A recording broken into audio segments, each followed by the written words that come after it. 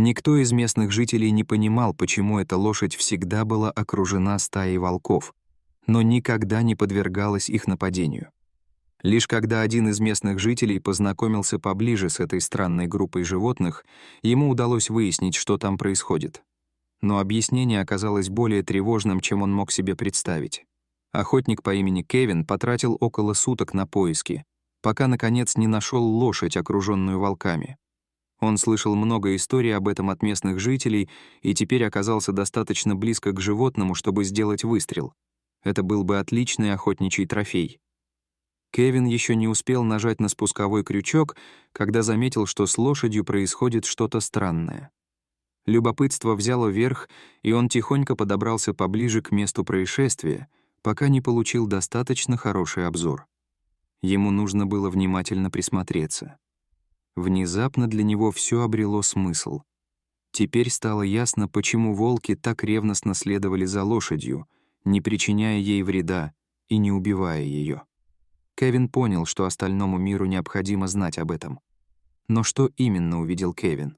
Почему волки преследовали лошадь? И собирался ли Кевин все-таки застрелить животное? Начнем с начала истории. Когда местные жители впервые наткнулись на брошенную лошадь, они захотели поймать ее и вернуть в конюшню, из которой она сбежала. Ей было очень опасно бродить в одиночестве по этому холодному лесу. Но вскоре они узнали, что лошадь была совсем не одна. Когда местные жители подошли поближе, они обнаружили, что она окружена волками. И как только эти волки заметили, что рядом есть люди, которые приближаются, они сразу же подошли к ним. Хищники рычали и показывали свои зубы во всеуслышание.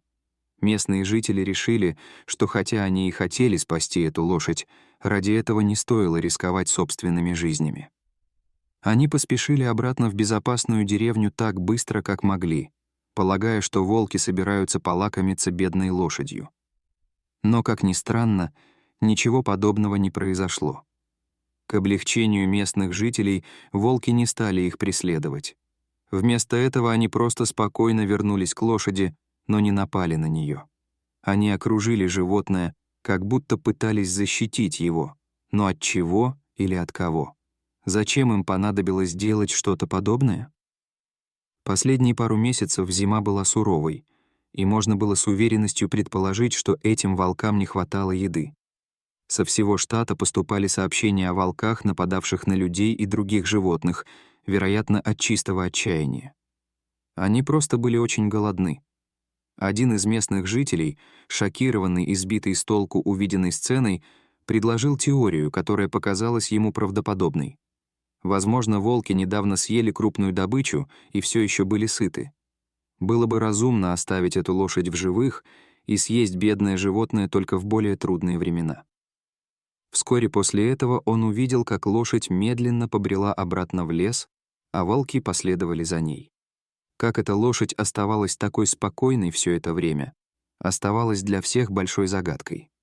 Они предполагали, что это был последний раз, когда они видели бедное животное, но они сильно ошибались. После этой встречи местные жители переглянулись и обсудили, что делать. Было ли с моральной точки зрения справедливо вмешиваться в это уникальное природное явление и пытаться спасти жизнь лошади? Они не могли прийти к единому мнению. Однако все подумали, что им следует поспрашивать в округе и узнать, не пропала ли у кого-нибудь в деревне эта лошадь. Владелец лошади заслуживает того, чтобы знать, что с ней случилось. К их удивлению, ни у кого в деревне, похоже, не было пропажи. Однако, пытаясь найти хозяйку лошади, местные жители встретили женщину, которая, казалось, очень хорошо знала, о какой лошади идет речь. Женщина начала рассказывать им о том, что произошло недели ранее. Она прогуливалась по опушке леса на вершине холма, когда увидела ту же лошадь, окруженную стаей волков.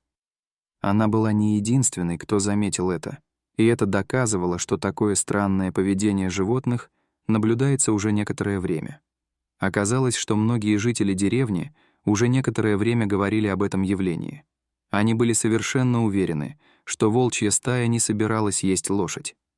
Трое местных жителей были настолько заинтригованы этим, что решили попытаться снова обнаружить стаю на следующий день.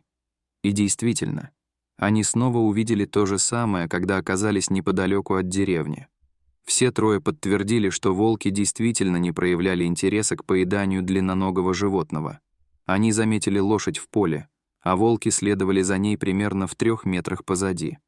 Это зрелище по-настоящему озадачило людей, и на этот раз они решили сами собрать доказательства. Они решили сделать снимки, чтобы поделиться этой историей с остальным миром. Держась на безопасном расстоянии от лошади и волков, они сделали несколько впечатляющих фотографий животных. Нужно было, чтобы как можно больше людей увидели это необычное поведение. Пару часов спустя, после того, как животные снова исчезли, троица опубликовала подборку сделанных ими фотографий в социальных сетях. Через несколько минут снимки уже были широко распространены, и люди со всего мира заинтересовались этой историей. Среди них был мужчина по имени Кевин. Когда Кевин, молодой охотник, увидел фотографии в социальных сетях, они сразу же вызвали у него интерес. Он был вынужден признать, что сначала подумал, что изображения были подделаны в фотошопе или что-то в этом роде. Но просмотрев множество фотографий животных с разных ракурсов, он убедился, что они должны быть настоящими. Когда он понял, что это совершенно уникальное явление, он внезапно почувствовал сильное желание выяснить, что стало причиной этого крайне неожиданного партнерства. Это даже стало навязчивой идеей, от которой Кевин просто не мог избавиться. Он собрал свое охотничье снаряжение и отправился в 4-часовую поездку в деревню. В его намерениях было нечто большее, чем он хотел показать, но он решил пока ни с кем не делиться своими истинными намерениями. Если бы кто-нибудь спросил об этом, он бы сказал, что его всегда интересовало поведение животных, и ему не терпелось узнать, что здесь происходит. Но на самом деле он хотел поймать эту прекрасную лошадь и выставить ее в качестве трофея. Кевин собирал уникальные трофеи по всей Америке, и убийство короля волков могло бы стать отличной историей. Кевин сразу заметил это и решил, что должен действовать тайно. Он остановился в мотеле, расположенном чуть дальше от деревни. На следующее утро он планировал первым делом отправиться в лес. Он не хотел ждать, пока стая снова посетит деревню, так как это только еще больше привлекло бы к ним внимание. Ему нужно было закончить свою работу, прежде чем это произойдет. Он начал поиски, как только взошло солнце. Он быстро направился в лес и убедился, что по дороге его никто не заметил. Когда он, наконец, прибыл, все было пугающе тихо. Лес казался почти заброшенным. Кевину это показалось странным. С самого детства он проводил большую часть своего свободного времени в лесу. Он мог легко распознать, когда что-то было не так. Конечно, вполне логично, что сейчас в лесу стало меньше диких животных. Просто для некоторых животных было слишком холодно. Но прогуливаясь, он заметил кое-что странное. Куда бы Кевин ни посмотрел, он просто не мог заметить ни одного живого существа на многие мили вокруг. Он был опытным охотником, поэтому определенно знал, как распознать животное, которое находится поблизости. Он остановился как вкопанный и просто постоял там несколько минут, прислушиваясь к звукам природы. К счастью для него, звуки рассказали ему все, что ему нужно было знать прямо сейчас. Прислушиваясь к завываниям, Кевин заметил некоторые отличия в звуках. Он понял, что это могло означать только одно. Где-то рядом с ним была целая стая волков. И он знал, что это могли быть только волки, которые приняли лошадь в свою стаю, поскольку волчьи территории часто простираются на огромные участки земли. Это было бы лучшее убийство в его жизни, и он, наконец, смог бы похвастаться перед всеми остальными членами охотничьего сообщества. Все, безусловно, смотрели бы на него снизу, вверх или даже завидовали его невероятной добыче. По вою он заключил, что волки движутся прямо к деревне. Он надеялся, что этого не произойдет. Если лошадь окажется слишком близко к цивилизации, люди могут увидеть, как Кевин стреляет в нее. И если это произойдет, для него все будет кончено. Кевин понял, что ему нужен другой подход, чтобы добиться успеха. Он подумал об этом и решил, что сейчас главное — скорость. Он побежал через лес, направляясь к завываниям так быстро, как только мог. Однако это было сопряжено с большим риском. Убегая, он производил гораздо больше шума, и была вероятность, что стая услышит его. Если бы это случилось, волки могли бы испугаться. Однако ему нужно было рискнуть, если он хотел получить шанс на успех. Кевин продолжал бежать, пока наконец не увидел то, что искал. К счастью, это не заняло много времени. Довольно скоро он заметил большое существо, двигавшееся между деревьями. Могла ли это быть та лошадь, о которой все говорили? Но когда Кевин подошел чуть ближе, он, наконец, смог разглядеть картину в целом. По крайней мере, 4 волка окружали лошадь, которая снова казалась совершенно спокойной. Он был поражен тем фактом, что лошадь совсем не боялась волков, и что, возможно, было еще безумнее, волки не выказывали ни малейшего намерения причинить ей вред. Кевин увидел достаточно. В этот момент животные не двигались, а просто кружили в одном месте. Он медленно опустился на колени и посмотрел через прицел своего ружья. Мог ли он попасть? Это было почти невозможно, так как лошадь слишком часто огибала деревья. Кевин прекрасно понимал, что у него есть только один шанс. Он знал, что должен действовать быстро, но если он промахнется, то, без сомнения, звук насторожит всех животных. Обычно это должно было отпугнуть волчью стаю, но эта группа вела себя так странно, что Кевин не исключал, что они не убегут, а нападут на него. Он все больше и больше убеждался в своей последней мысли. Он рассудил, что независимо от того, выстрелит он в лошадь или промахнется, волки в любом случае останутся невредимы. И сначала ему нужно было убедиться, что они не смогут напасть на него после того, как узнали бы, что он там. Ему нужно было найти место, откуда он мог бы хорошо прицелиться в лошадь и где волки не смогли бы добраться до него, как только узнали бы, что он там. Он понимал, что это действительно важно. Если он этого не сделает, то может не вернуться домой живым. Кевин немного походил вокруг, но не нашел ничего, что могло бы послужить ему подходящим укрытием. Однако он не торопился. Конь, казалось, отдыхал, и волки тоже улеглись вокруг него, так что, похоже, они собирались остаться там на некоторое время. Внезапно Кевин заметил дерево прямо рядом с собой. Казалось, что он мог бы легко взобраться на него, и, приглядевшись, понял, что это идеальное место для выстрела. Он ухватился за несколько веток и медленно, но верно взобрался выше. Когда он нашел достаточно устойчивое место, чтобы посидеть на нем некоторое время, он остановился там, чтобы посмотреть на животных. Они все еще не замечали его присутствия, и он знал, что сейчас или никогда. Именно с этого места он должен был стрелять. Лошадь, которую Кевин теперь видел, казалось, все еще не подозревала о его присутствии, как и стая волков вокруг нее. На нем была специальная одежда, которая не позволяла животным учуять его запах.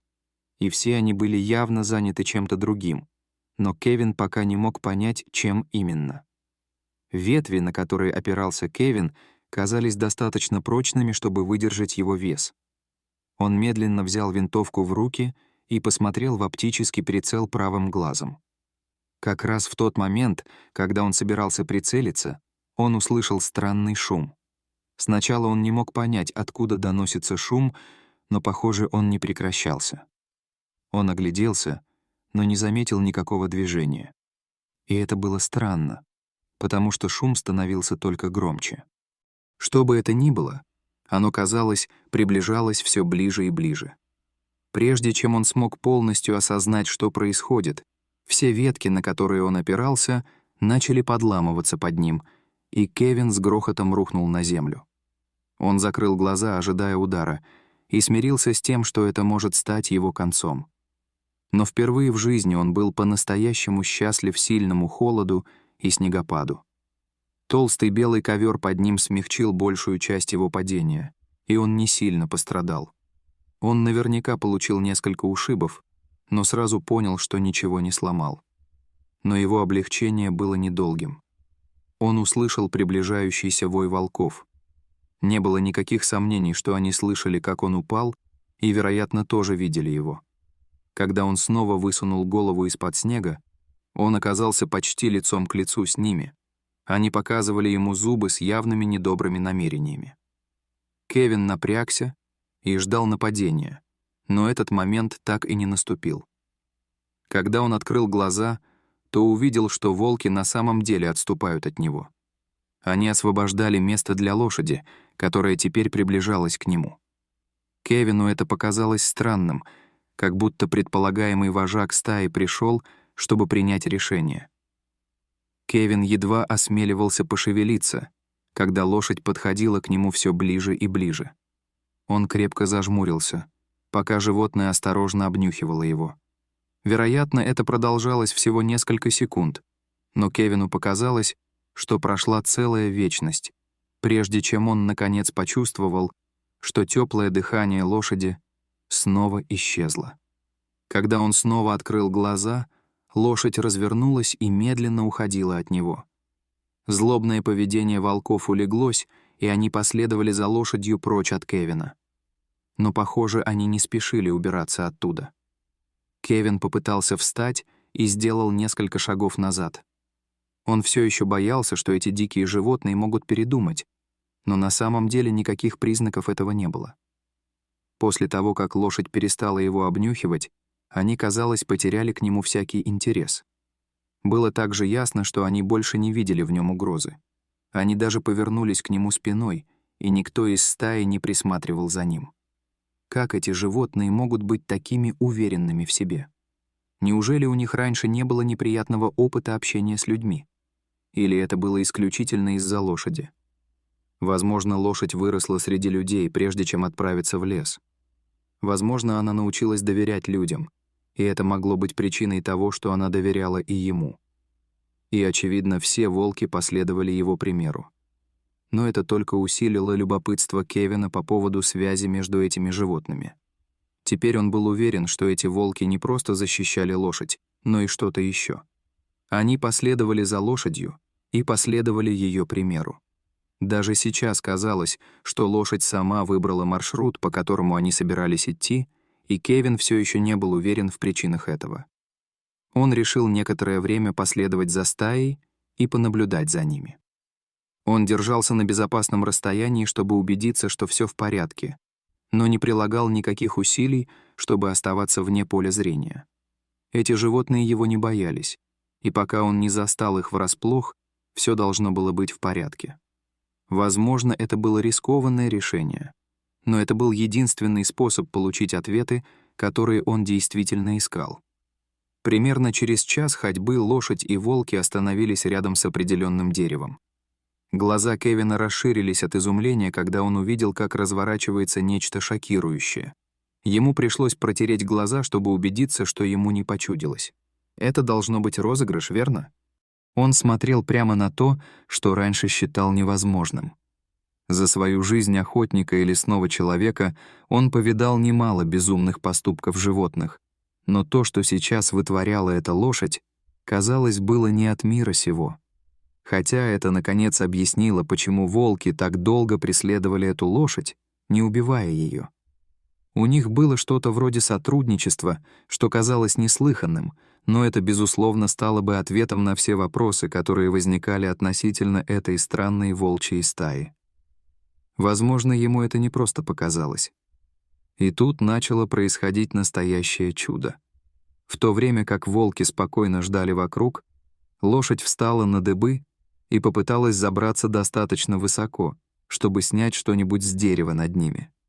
Кевин и забыл, какой высокой может быть лошадь. Волки, конечно, сами никогда бы не смогли забраться на такую высоту. Но что же такого особенного в этом дереве? Кевин поднял глаза и увидел старый охотничий капкан, в который попал дикий кабан. Бедное животное замерзло там насмерть. Очевидно, кто-то из местных жителей установил эту ловушку. Но шансы на то, что этот человек вернется в это место, были невелики, учитывая сильный холод. Кевин мог только догадываться, что в здешних лесах существуют сотни таких ловушек для кабанов. В деревне не было магазинов, а добраться до ближайшего супермаркета не всегда было легко. Вот почему многие добывали себе пропитание охотой на диких животных, и установка таких ловушек была давней традицией. Волки, вероятно, унюхали этих пойманных животных и заметили, что они могут быть хорошим источником пищи в самые холодные зимние месяцы. Кевин предположил, что стая вполне могла привести лошадь в эти места, чтобы она могла добывать для них пищу. Теперь, когда Кевин думал об этом все больше, ему стало очевидно, что в обмен на помощь лошади волки оставили ее в живых. Возможно, они даже защищали лошадь как одного из своих, поскольку она стала важным членом стаи. Он не мог поверить, что стал непосредственным свидетелем этого особенного сотрудничества. Видя, как эти совершенно разные животные сосуществуют и зависят друг от друга, Кевин дважды подумал, прежде чем убивать лошадь. Он действительно больше не был уверен в том, что ему следует делать. Действительно ли ему нужен был еще один трофей? Или для волков было важнее сохранить своего единственного кормильца? В глубине души Кевин понимал, что ему нужно отпустить их. Он подождал, пока лошадь и волки отойдут подальше, и смотрел им вслед, пока они не скрылись из виду. Он должен был признать, что сначала был немного разочарован тем, что не привез домой трофей, на который рассчитывал, но позже понял, что получил нечто большее. Он стал свидетелем совершенно особенного и прекрасного взаимодействия между животными, которые обычно не могли жить вместе. Он понял, что, вероятно, никогда больше не увидит ничего подобного, и ради спасения животных решил никому не рассказывать о том, что увидел в тот день в лесу. Таким образом, легенда о лошади и ее волчьей стае продолжала жить среди местных жителей. Дорогие зрители, что вы думаете об этой истории? Расскажите, пожалуйста, в комментариях. А если вам понравилось это видео, то ставьте лайк и подписывайтесь на наш канал. До свидания.